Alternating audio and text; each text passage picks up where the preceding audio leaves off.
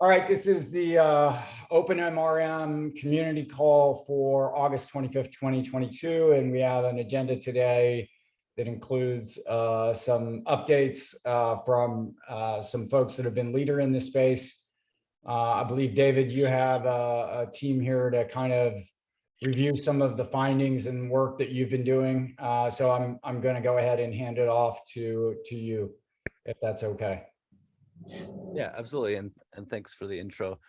I'll try to take a very short period of time so that we can get into the content for today. We are Fairly AI. I'm founder, CEO, and I've also been quite involved in this group. And I like the kind of community that we're building here, and the overall motivation is really core to my heart. We have software product and some really exciting customers pilots around model risk management and implementing automation into the practices that I am convinced, and I'm sure everyone here is convinced, are only going to be needed in a much more serious and scalable way as more and more processes are being automated using probabilistic models, using AI, ML, and traditional models. And so what we are doing as a company, we've piloted in a tier one bank out of audit, and we've piloted and are piloting with a major international standards body that's also doing audit of models in a pretty horizontal way. And so not everything that we have at this point is what we would call a mature product. We're in a very kind of blue ocean space right now. The idea is effectively connecting information from multiple teams and model ops platforms and so on, and then providing a very streamlined point of information that can then be sent off to uh, other systems, services, functions, and so on, like risk management platforms, compliance platforms, and ultimately helping to streamline the flow of information across many different teams and stepping as much out of the process as possible to allow different teams to work on their bespoke projects in the way that they need to, while also providing some guidance through our app and through code that interacts with our API and then provides logging and guidance around the requirements for tests, reports for all the assets under management. So I think it'd be better just to have a look, which we're going to do. And we are in a process right now of taking a lot of the tech that we've been building for large enterprise and putting it into a more repeatable package. So this is really the first time anyone outside of our company has been given access to what we're building. And please take it for what it is. It's a work that is developing to the point where we would be able to um, sell it off as proper packaged software, but it's also something that I would love to have comments from the community on how we can be developing it. And so we're very proud of what we've built, and very proud to be letting you in and taking your feedback, and very much appreciate everyone here and what your involvement is. So as an open source, open standards community, it's really my goal that what we're showing today gives you a sense of what could be built and where standardization across organizations can really come to play, and where it may be helpful and where not. So I'll pass it over. I think just a couple of things for how we're going to run this. We have a comment section in the Zoom, and some access information will be posted there. Also, those who are in the Slack channel, we can have comments in the Slack general channel. I mean, we can do them in the comments here, but if you are in Slack, I think it's going to be a better kind of permanent record that we can have a conversation after the call as well. And we are recording this for open MRM uses, but we're not going to be distributing this recording anywhere. So I have with me Stuart, who is going to be running the demo. I don't know if you have screen share permissions, Stuart. I can. Perfect. So and I think Colleen can help if there's any access issue. So first of all, yes, thanks everybody for coming. I'm going to be walking you through kind of a tour of our platform and see how this could kind of to explore with you guys what kind of uses it could have in model risk management, show off the things we're proud of, and hopefully get some comments. So the way this is going to work is I'm going to be running through various features and tools in our application. But what we can do so that you guys can follow along is actually, if you follow the instructions that Colleen posted in the Zoom chat, you can actually sign up on our app, and I can then invite you into this organization, and you can follow along on your own browser and look at and perform the same kind of tooling I can. And this additionally will, we won't kind of restrict the access once this hour is over. So you can, if you saw something interesting, you can come back, take a look, play around with it a bit more. Yeah, I think there are a few people who have signed up. Let me know, I guess, now if anybody is having issues with that process on the Zoom chat.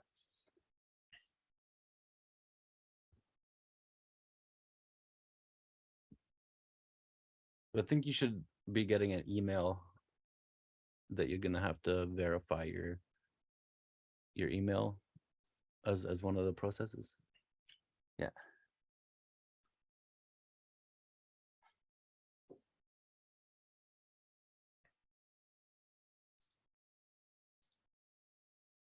Anyone able to sign in yet?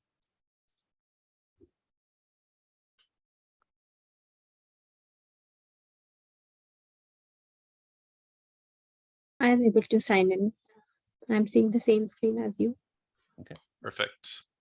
So once you're able to sign in, if you can press this settings button and then this organization dashboard button, and then you should be able to go to my invitations here, and you'll have an invitation from me to join the OpenRM MRM organization.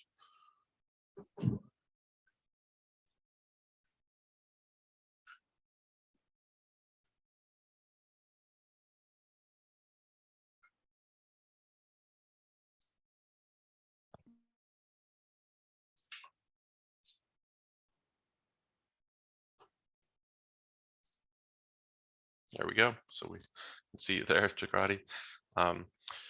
Great.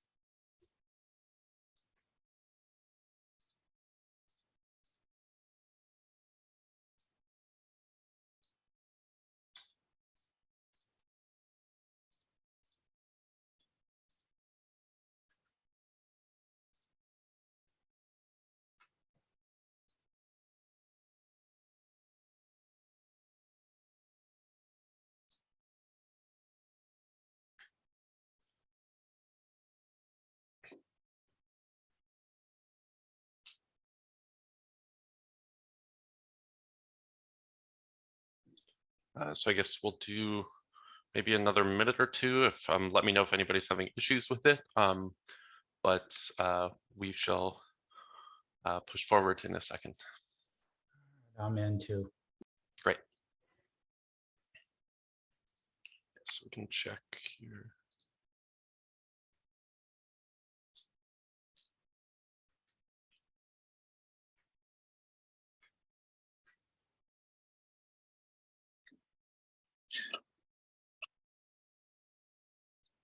I apologize for the dumb question. I worries. found acceptance and I logged in and I'm in the organizational dashboard. What do I do now? Sorry. Yes. So you're in the organization dashboard. If you press My Invitations, you should see an invitation. Great. Got it. Thank you. Yeah. No. Yeah. There you are. Great.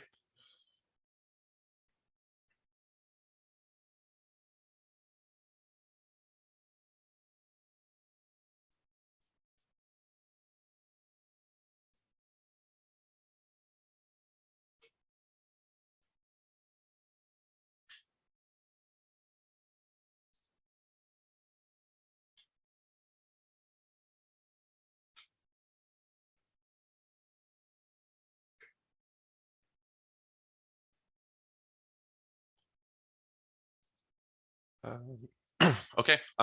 Shall we push forward then? We got some people. Let me know. If you want to be added to the organization, just post in chat. We can make that happen. So here is the our app home screen. So what you're looking at here is the way to navigate through our application. This first button here is the AI Center. And what an AI means to Fairly is at the project level. So an AI project can have multiple models associated with it, multiple data sets. It's really kind of an umbrella for a certain business use case. And all of the various systems associated with that get captured under this umbrella. And then furthermore, all the controls, all the metrics we want to capture about those models, those will also be captured inside this AI.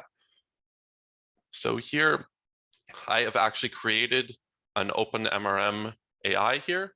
So for those of you following along on your browser, just to repeat, if you click AI Center here, you should see this project here. And this is what we're going to be working through today. Just a moment about the use case we're going to be looking at today. We're going to be looking at specifically a model which predicts how likely an individual is to be readmitted to the hospital based on certain attributes specific to diabetes. So the underlying data set we're going to be looking at today is this diabetes data set. We see we have a bunch of personal characteristics, a bunch of medical information, what medical procedures are performed on this individual, and finally this readmitted value, which is going to predict whether or not the individual was readmitted to the hospital. And you can imagine the sort of, if a model really works well on this data set, if hospitals are very well able to predict the likelihood of readmittance based on certain factors, this could really have a big effect for hospitals' ability to predict outcomes, everything like that. So this is what we're going to be looking at in this project here. Is everybody? I just want to confirm: is everybody who's logged in able to see this screen? I don't see it, but Okay. maybe I'm the only one. Maybe I'm the only one. I see nothing in that screen, but maybe it's just me. Okay. Let me check something here. Oh. Okay. Yeah, I guess maybe Colleen or Brienne could figure that one out. Well, I'll just try to move forward here. So the next thing here is, if you want to create your own project, you can go to this initialize new AI screen. And finally, we're going to be performing some tooling, some analysis today. And ultimately, at the end of that, we want to be able to generate a report which summarizes all of that, all of the stuff we did, and you can then send it off to the relevant stakeholders. So for the first tool we're going to look at, I guess the other thing is we also have the ability to navigate at the top here under risk. We have 4 tools. These are our like in-house analysis tools. So we have data validation, data drift, bias inspector, and explainability. And we're going to be going through those today in this diabetes context. So these are for if if you're part of this project, you can just then run these tools based on data sets you've uploaded to the project. So why don't we start here looking at this OpenMRM AI. And when you go here, you can see this is the hub for all things, in this case, we're looking at the diabetes data set. So we have 4 data sets uploaded to this AI. We can see we've got some diabetes our training set, our testing set, and we're going to be performing various analysis on that in a second. And also the bias. Furthermore, we can put in controls. So what a control is in our application is a metric we can associate with a certain model under this project. So here we're going to be measuring on our diabetes model a recall score, a precision score, and an accuracy score. And we can actually, I'll show you in a second or a bit later, how I'm going to be working directly at the code level. So in my Jupyter notebook, as a data scientist would, and I can hit our API and capture these metrics. So the first thing we're going to run through are our risk tools. So let's hop over to data validation. And once we're here, all we need to do is select our AI project, select our reference data set. So this will be our training data sets, and here the testing data set. And what the purpose of data validation is really to make sure we're comparing apples to apples. As those of you data science background are familiar, the model always lives in the environment in which it was trained. So we want to make sure that any test data you send to it is not, it has been trained on data that is the same type, data format, as well as things like it shouldn't be seeing categories it hasn't been trained on.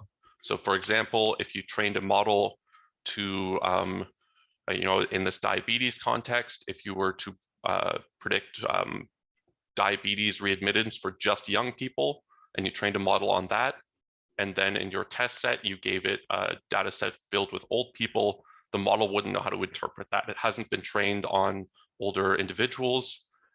So we want to catch those kind of issues as a first pass, and that's what we're doing with data validation here. Stuart, I'm just going to jump in. Joseph, wondering if you've been able to click into the organization. If you go to the gear icon, and then you select organization dashboard, so it's in the upper right-hand corner, then select organization, you should be able to hit OpenMRM. Thank you. Yep. Perfect. Thank you. Great. I think, Josh, did you need an invite to the OpenMRM org? Yeah, I think I do. Okay, when you go to organization dashboard here and click my invitations, do you have something there, Josh? Let me get back to that. Hold on. Sure, and I believe, I think Megan as well has an invitation if you'd like.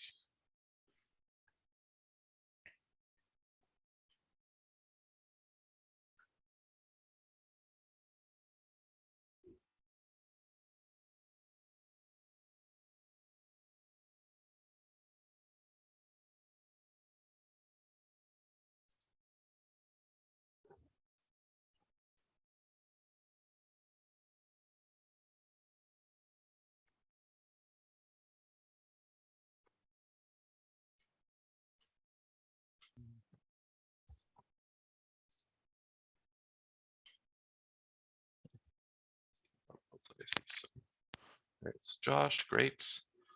So then, yes, as Colleen mentioned, once you're in, you should see this OpenMRM under your name. If you don't, then hit this organization dashboard and you should have a select organization option.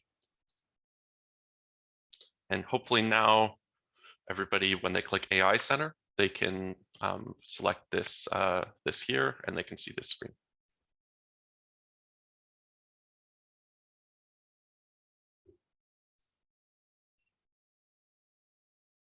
And to be clear, you should also be able to click along with me as I do stuff like data validation.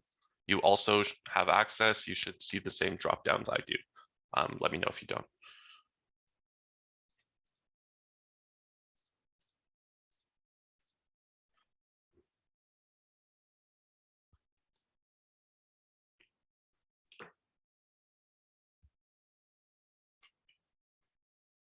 Okay, we'll just give this a second. Once it calculates all these tests it's doing. So did anybody, so here we have the results of our data validation.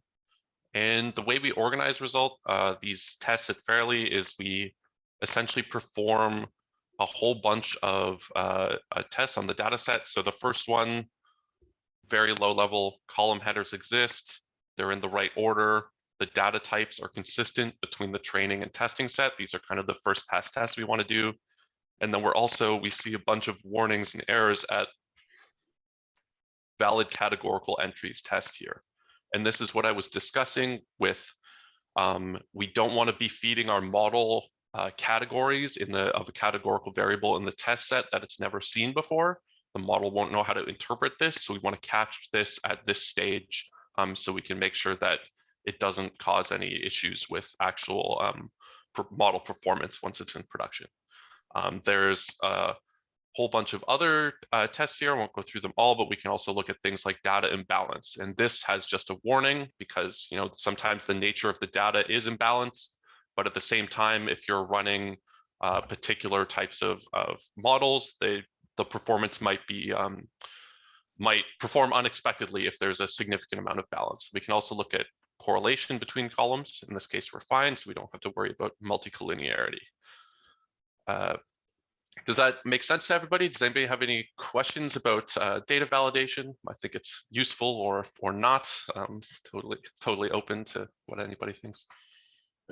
Stuart, maybe it's worth just clicking to where you could upload different data sets because you've preloaded them, but in case someone later wants to. Definitely. So these data sets I've been selecting here, this train and test. I uploaded this to this AI previously, and I can show you how to do this right now if you want.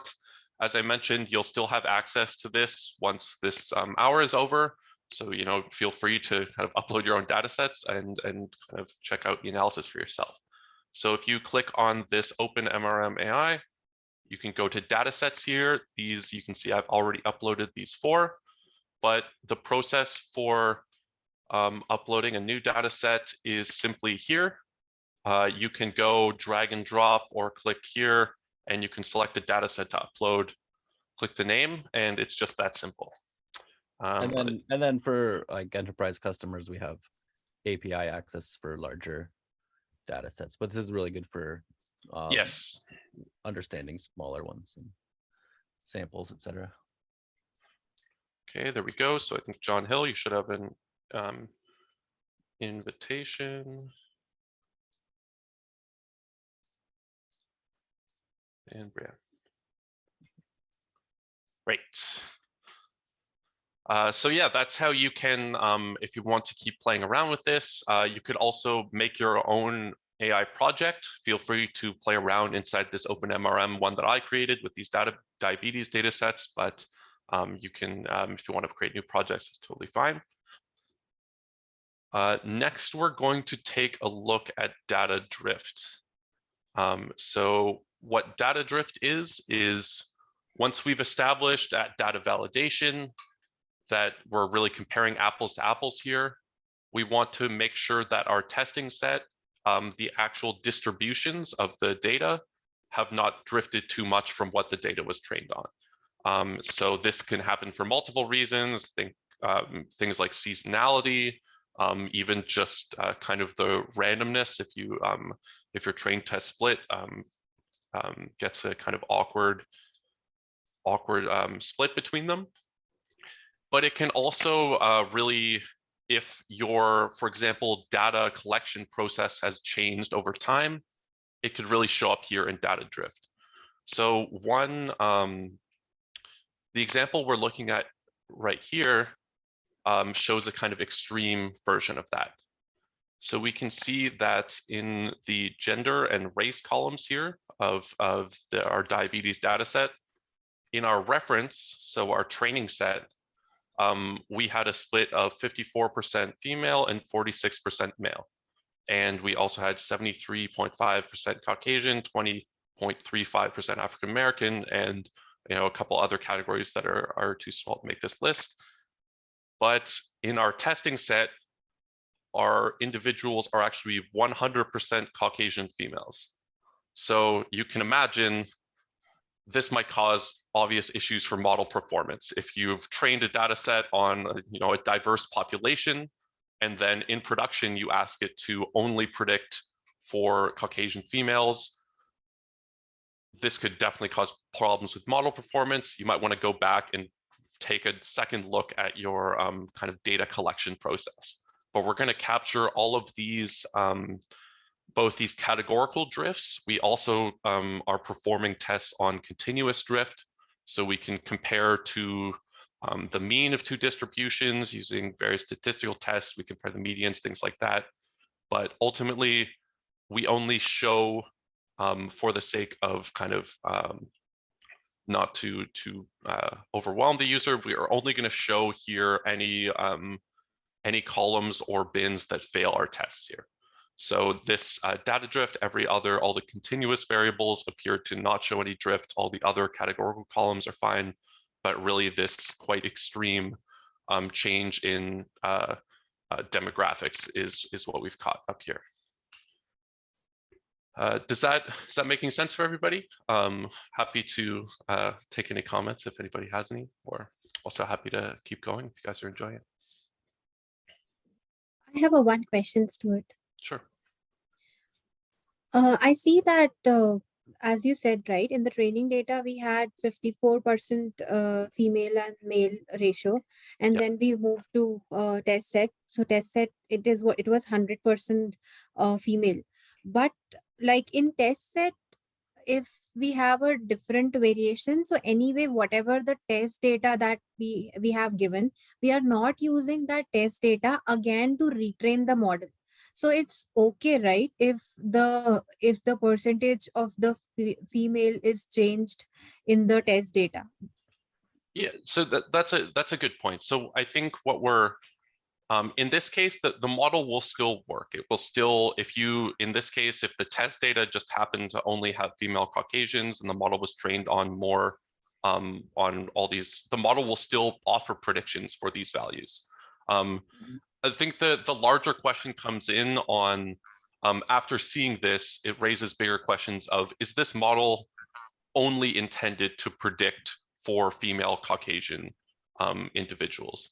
If so, you might want to rethink your training set, maybe just to offer better performance. So we're kind of, you're right in that this isn't necessarily the end of the world. If this happens, this could just be, the nature of the data generating process. But it definitely raises those kind of further questions of, what specifically do we want this model to do, and who do we want it to, and kind of how specialized we want it to be. Does that answer your question? Mm-hmm. I think, yes. Mm-hmm. And more generally, I mean, we're not necessarily doing a full, proper, extensive validation, but we're helping people very quickly and easily see things that they should see if they're in oversight functions, or if this is the kind of first gloss that you're going through. So if you're taking performance results on a test set that's not representative of the full population, or, I mean, these kinds of things need to be flagged. And it's a regular part of the process. Mm-hmm. Okay, makes sense. So I think one point where this can add as an advantage is, like in future, it can be asked from the data scientist or the people who are using that this is the percentage, like if there was a 54% in the training set, but now there is 100% in the gender for the female. So do you want to use this test set as your training data set going forward or not. So since the data scientists are well aware of this fact that if this test data is being used for the training, it might destroy whole model. So then he or she would be able to click like, no, we don't want to do that. It is just for the prediction sake. Yeah, I think that's a great point. It's exactly what our objective here is, to really kind of provide information to the people who can most make the relevant decisions from there. We're not necessarily saying, you know, because it's drifted, you have to redo everything, but we're saying this could potentially cause problems in the future depending on how you really want to make this model work. And we want to just make sure the people who are making that decision have the best access to information. They don't just blindly move forward with this and not know. And that's kind of I guess a philosophy of our app in total. Just the nature of machine learning and models in particular is they have such specific uses between use cases. It's very hard to make a kind of normative statement like you should always do this in every case. Machine learning is just so varied, that's rarely the case. But what we can do is really offer kind of information that will help people be able to navigate the complexities of their particular use case as best they can. Thanks for the great question. Next, we're going to take a look at Bias Inspector. So what this does is it takes a specific look at model fairness. So what we do here is we upload a data set, and as you saw in the data set, we have all the, I guess, as we looked at before, we have these race and gender categories. And what we want to be able to assess here is how well is the model performing on these groups. Is it performing just as well for each of the groups? You know, or is there potential discrimination issues? There's potential also medical issues in this particular case if medical outcomes aren't working equally well on different ethnicities? And what we can do here is look at our disparate impact. So this is the relative probability of receiving the outcome of being readmitted. So the way to interpret this is between males and non-males, the probability is about equal. So you're about equally likely to be readmitted to the hospital if you're a man or a woman in this data set. But here we see a quite extreme example that if you're African American, you're about 4.5 times as likely as non-African Americans to be readmitted to the hospital in this diabetes data set. So we see that's, I mean, a quite extreme 4.5 times is like obviously way kind of a huge outlier. And it really suggests that there's some kind of systemic issue going on. Either I'm not a physician, but just seeing this again, we want to show this data to the relevant stakeholders who then can take this and perform the relevant mitigations here, because it really seems like this the outcomes here are skewed. The other things we can take a look at here are our correlation matrix. And what we want to assess here is proxy risk. So there's not only the direct chance of discrimination. If you train a model directly using these race and gender attributes, we might expect that model to be biased. It will learn based on those attributes. And a kind of common practice now is just to ignore those attributes in your model training. So you say, hey, model, you never get to know the demographic information of people and reach this kind of fairness through ignorance. But unfortunately, if these demographic and sensitive characteristics are correlated with other characteristics, and you include those other characteristics in your model, then you can get this bias through this proxy correlation. So what we're doing here is we run a very large correlation matrix to identify whether, see, we see our sensitive attributes. You can look at age, race, and gender here. and we can look and see if those categories are highly correlated with any other categories. And if they were, then we would flag those for potential proxy risk. We also, just down here, show a kind of a set of just the pure demographic percentages of each column. Does that make sense for everybody? Joseph, you look like you might have a question. Sorry, not to call you out. No, I'm just pulling a face. That's fine. Okay, yeah, cool. Yeah, and if anybody else has any questions or comments on this screen, happy to go into it. But if not, we can take a look at quite the next phase of this. So we've gone over our risk tools, validation, drift, and bias. And now what we can do is take a deeper dive into our connection at the code level. So this has been obviously the flows you've seen. You don't have to really be a data scientist to run this analysis. You can just upload some data sets, click some buttons, press submit, and get some details. But what we can also do is really connect this directly to where the data scientist is working. So I'm going to bring up my Jupyter notebook here. And here we can see I'm actually going to be training a model, and then I'm going to be uploading some controls to my AI.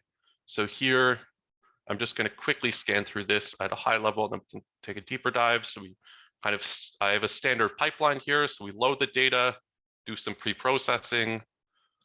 Here we're going to train a sequential neural network. And then we can get some model performance outcomes. So here we're looking at accuracy, recall, and precision. But what I want to highlight here is our sync asset command. And this allows you right at the code level in Python to take this accuracy score and sync it up to the server. So what this looks like on the server side is if we go back to my project, we can take a look at this controls section. And we can see our recall, precision, and accuracy score. And here are their values. So we get a very low recall score, precision score about half, and accuracy score about 0.6. So this model, there's clearly some room for improvement. But what's kind of cool, we think, is as you work in this notebook, you can just rerun this cell as you get new versions of these tags, and you'll be able to kind of upload this and see in real time how your model is improving. Really, we want to make this as seamless as possible for the data scientists to be able to record what they're doing. We find a lot of data science, we get a lot of complaints about how much kind of for every cool code thing they do, they have to fill out 5 forms or tell all these people about what they've done. There's a bunch of loose threads hanging around. We want to make this really as direct as possible, because ultimately the work comes from a workspace like this, some data scientists in Python training models, and they can directly send up these controls. Additionally, we also sync the data set here and sync the model. So you'll see on the server side, every control here comes with a model ID and a data set ID. So we're always going to be able to trace these values back to some sort of ground truth where they were produced. Let me just quickly show kind of how we can actually get these controls, because I'm showing you 3 relatively standard performance measures here, but we also have the capability to measure a lot of different kinds of controls. So if you were to go in here and make a new project, you could then select whatever controls you want to associate with this project. If you know in your upcoming project, you really want to have an AUC score, you think that's going to be important, you can select that. If you want to have a disparate impact score, so if you want to measure fairness and you're working in your notebook, you could select disparate impact here. You can also select, we have a wide variety of kind of any metric you could choose from is the idea here, that if you what we want to do is, again, talking about kind of the wide variety of use cases in machine learning. We want to create a system that if you have some, very bespoke project, you're going to want to have specific measures of how to quantify that performance of that project, be them fairness measures, be them like just kind of classical accuracy score measures. If you're working with images, you might want different controls there. We have the ability to really kind of buffet style choose whatever is most appropriate and have those be associated with your project. And then you would simply, as you work in your project, just run these couple lines of code to always be able to get those values and see them there. And the idea is also we have role-based access, so people who are in different positions can set the controls required per project, make adjustments as needed to thresholds, and in the end have a reproducible system that can be used in performance monitoring, can be used for new projects that are similar, et cetera, et cetera. Yeah, so the hopefully that made sense to everybody. Hopefully that got a couple maybe light bulbs going of how you in your personal projects might kind of want to use this. Be happy to talk about those. And the last thing I'm going to show today is our report center. So we have the ability to generate, we've done some analysis today, but analysis isn't useful if it's just stuck in a vacuum. We want to be able to send these results to the stakeholders that can make the most use of this. This is a big part of model risk management, is the kind of coordination problem of getting relevant information to different stakeholders with different levels of kind of technical expertise. So we can create an AI report here. And we can select here, these are the tools we used. We can, let's call this an MRM report. Can hop in here.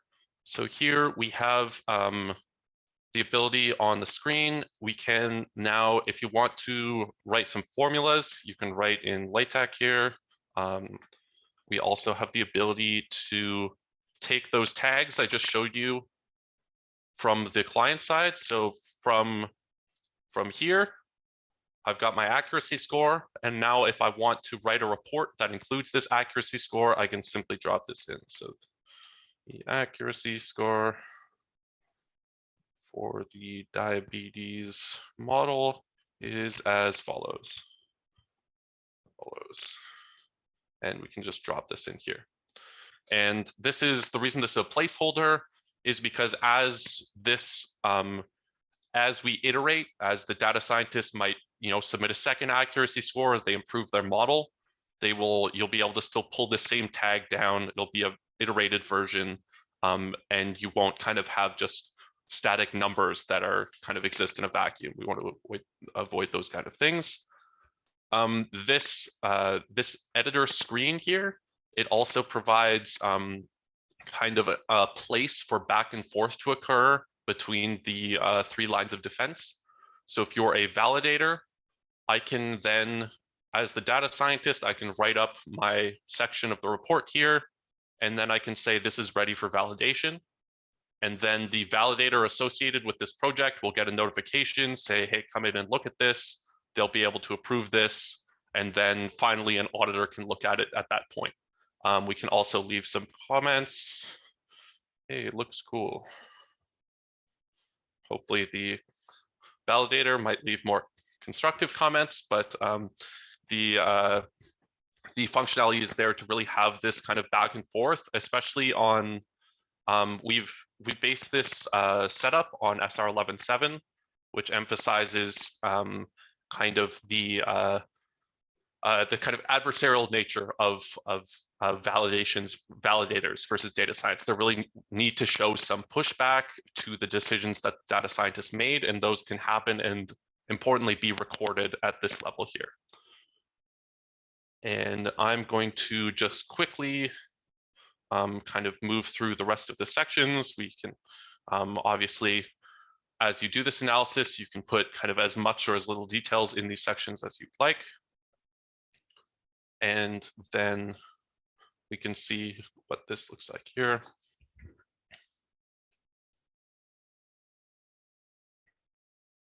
Great. So now we can download our reports once we've submitted them.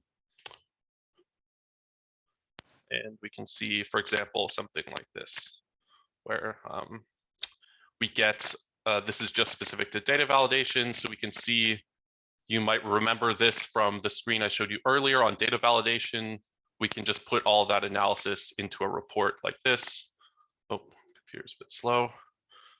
And you can ultimately send all this analysis to whoever is most relevant. Great, so I'm going to leave it off there to give us a few minutes for kind of discussion and questions. Hope you guys enjoyed that. And again, feel free to play around in the system. You now have access. You can, there's no off limits buttons. Just feel free to do whatever you'd like. Thanks.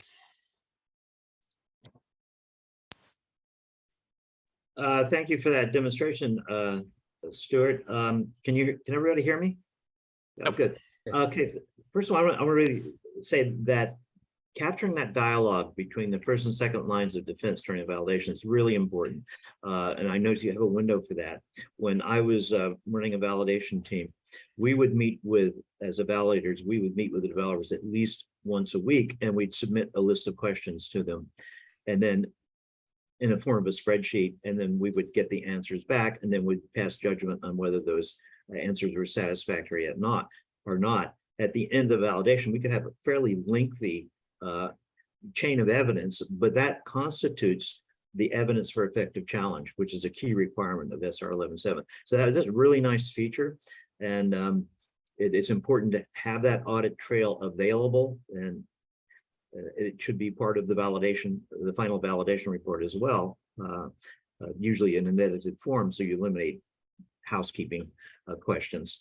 But when we did that at Morgan Stanley, we never got any questions about how we posed effective challenge to a model, because we would just direct them. Here's a whole section in which we present that evidence in the form of give and take and questions asked and answers received. That's a really good feature here, and I don't think I've seen that in other systems. So I think there's a plus for Fairly.ai to keep that audit trail.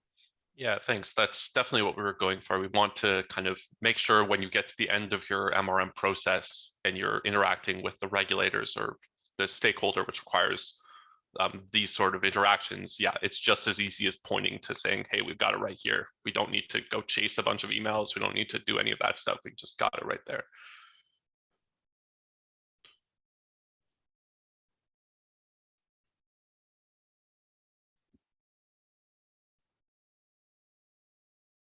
If anybody else has any kind of comments on like the overall experience, what is within the platform, we'd love to hear them, get your thoughts, or also happy to connect one-on-one. I've sent a few people a note in Slack, interested in getting some feedback. You're welcome to share comments directly to the general channel or with myself or here, of course, as well.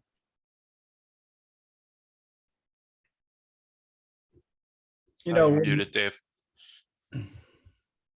We showed one line with one project, but as a open MRM community, would like this to be something that we, contribute to the community. It would be fantastic if there were other open source models that people wanted to play with, to start to build up a bit of a inventory for open MRM, and this can be a forum for that. And of course, if you have any ways that we can improve it, we would love to hear that as well. And ultimately, this is the sort of tooling that I think Open MRM should be building towards, so that there can be consistency across industry and within industry as well. And this will be one player in a bigger ecosystem. Is how I should hope it to go. I'm assuming that this is intended for the second line of defense. Do you also think that the first line of defense would use this as well, or just purely second? The first line we're hoping would be excited to have the API provides a list of tags that you need, that they already know before they get to second line what's going to be asked of them, that they come to an agreement on standards and thresholds and so on, so that in future iterations of that project, it's all set. It makes their life very easy, and they can input the information while they work. And the hope is it relieves the burden for both first and second line, and third line then has access to that information to knock off the processes being put in place. So it can be used by any of them. It can be used in small teams for just projects, but the grand vision is definitely everyone for second and third.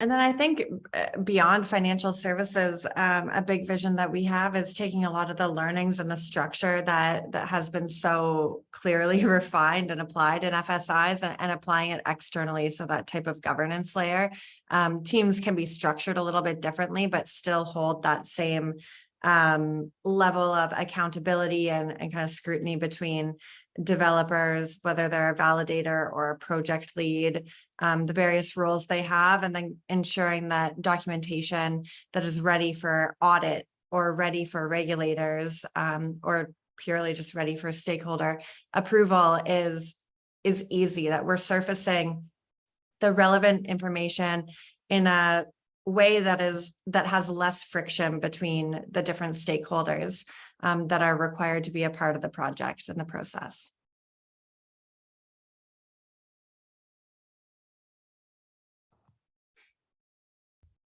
And Abhishek, I'm going to call you out quickly on the call. I think as we're all kind of defining this ecosystem and how platforms integrate together, would be fantastic to explore this in a little bit more detail with you. I've sent you a Slack note. Absolutely happy to do that. Thanks, Colleen. Awesome. You know, we've seen SR 11.7. We saw the Bank of England's request for comment. If you go down and try, they didn't do it in like an RFP format where they said, okay, here's item 1.1.7. Do you have this functionality? Do you have that functionality? But it seems as though there could be a mapping and I think we tried to do this in the original requirements doc that we did with OpenMRM, was kind of a list of things that came out of SR 11.7. Maybe there was 40 items that they said, you know, that we categorized or we defined. And John, I know you've read a lot of SR 11.7, but I'm just wondering, you know, is there some, I know that these audits tend to be a little vague or in their requirements, but there is no definitive list of what the reports kind of need to look like, right? Or the checklist of it needs this, it needs this, it needs this, and that this is a best practice, kind of an embodiment of trying to accomplish that. I can tell you how that's done. You're right. That list doesn't exist in SR 11.7. So what all the banks have ended up doing, what's called the gap analysis, that they go through their playbook for doing a validation and they check off everything that's required from SR 11.7 against their playbook. That's called a gap analysis. And if something's missing, then of course they know what they have to fill in. I actually have a spreadsheet that I developed with Ken Abbott at one point, which does a detailed walkthrough of 11.7, showing everything that needs to be done in a validation process. So those gap analyses are performed by virtually every bank that uses 11.7 to make sure they're hitting all the points that are required, because 11.7 doesn't provide that checklist. I don't know if you can share this, but I'd love to see that spreadsheet. Send me an email and I'll be glad to share it with you. Thank you very much. Thank you. Not proprietary. Excellent. Thank you. But it's just a very close reading of 11.7, and you know, everything that's indicates a requirement. One of the things that was almost always lacking in the documentation we got from developers was what's called evidence, developmental evidence. And developmental evidence is a description of all the thought process, really the thought process that went into creating the model, because very often 2 or 3 or more different approaches are considered, but only one is chosen for the final solution. And developers would just never document those alternatives that they rejected. Yet that's a critical part of what's called developmental evidence. So that would be, one of the things that we highlighted in our gap analysis, that there is no developmental evidence in your document. We need to know about the paths that were not taken and why they were not taken. Can I have a follow-up question? This kind of like goes into what Fairly went through. What Fairly showed us was basically a model. It was a model-specific approach, which is you create a model, you test the model, etc. But I see in the industry that some banks, depending on which bank, will test individual models, and some will test the concept underlying what they're trying to do. If you have an ensemble, if you have a graph, model A feeds B, feeds C, they don't test individual models, they test the combination or the whole concept. What's your view of it? What they have to, well, every bank assigns unique model IDs to whatever it is they call a model.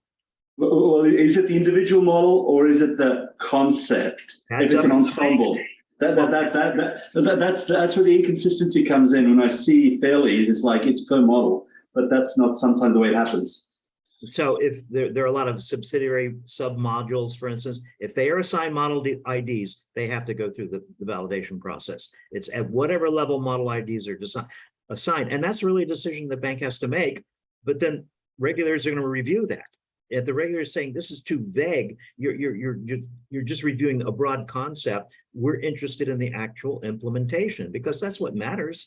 The models that go into production that are used to price securities or used to estimate risk, these are not just concepts, they're actual implementations, and those implementations have to be tested for accuracy. I don't know how many times as a validator we found concepts that were perfectly sound, but implementations that were fraught with errors, because so the implementation was not an accurate representation of what was represented as the model.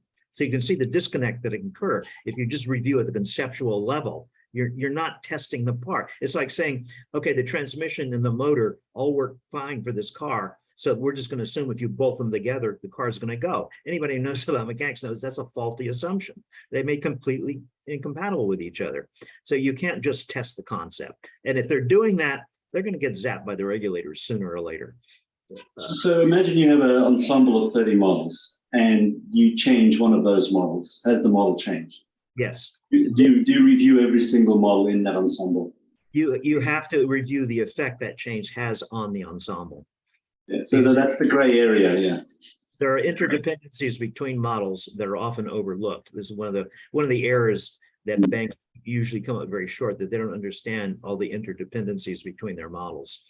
And if you treat a model as standalone, when in fact it's providing its output to other models, you're not capturing propagation of errors then.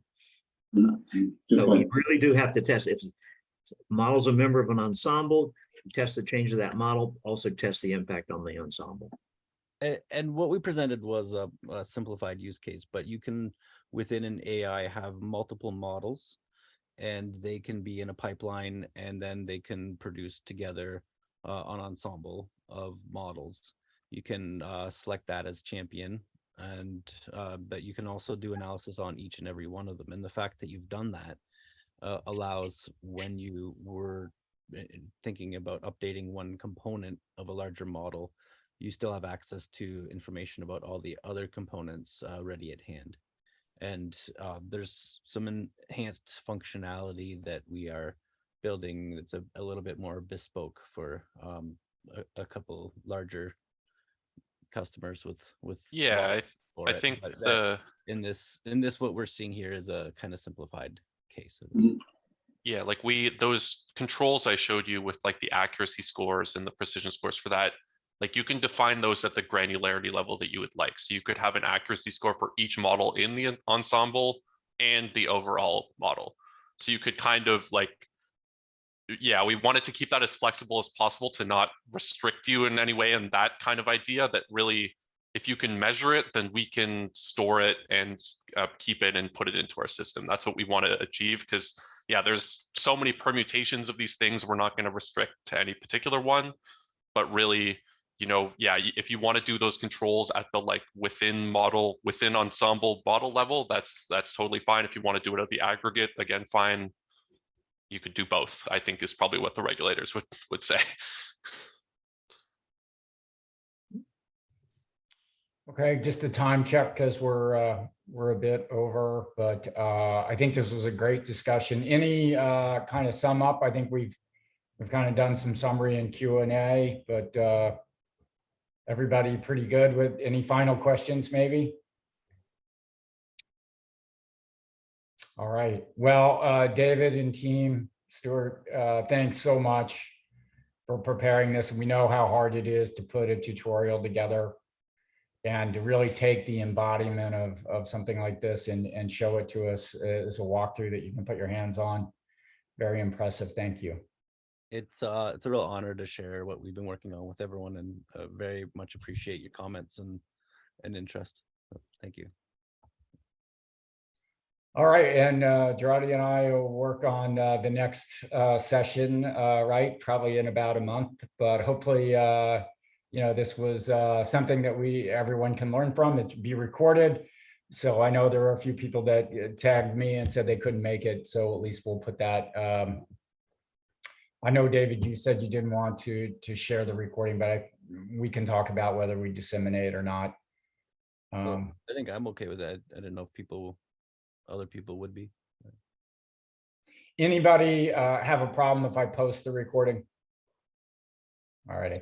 Not me. Nope, not here. Okay, great. All right. Well, thanks again. I think we're going to close out. Any final questions? Everybody good? Now, this has been a good session. That's my final comment. Very, very useful. Thank you for joining. Great to see everybody. Thanks, everyone. Take care. Bye now.